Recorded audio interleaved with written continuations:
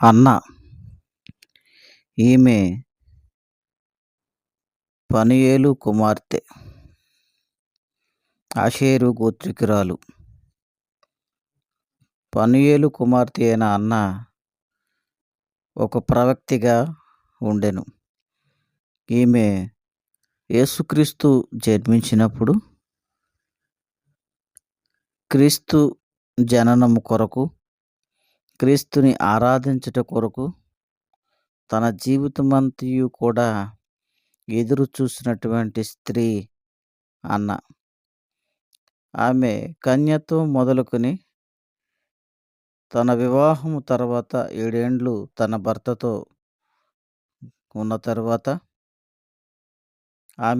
అతడు చనిపోయిన తరువాత ఆమె జీవితంలో దేవుణ్ణి ఆరాధించట తప్ప మరొక పని లేకుండా దేవుణ్ణి నిత్యము స్తుతిస్తూ ఆ రాబోయే క్రీస్తు కొరకు ఆశగా ఎదురు చూసినటువంటి విశ్వాసురాలు అన్న.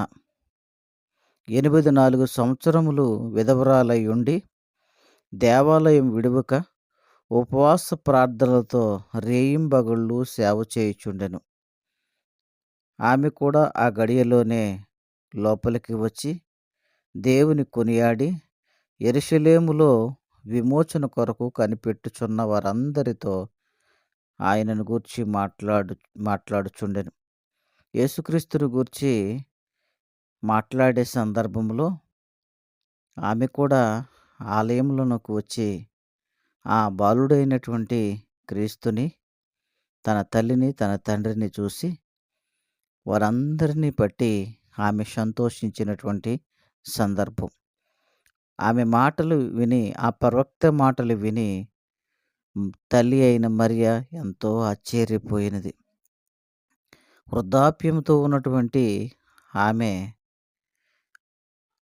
బాలుడైనటువంటి క్రీస్తుని ముద్దాడుచు, నీ కొరకు మాత్రమే నేను జీవించి ఉన్నాను అన్నట్టుగా ఆమె మాట్లాడిన తీరు ఆశ్చర్యాన్ని గొలిపించింది.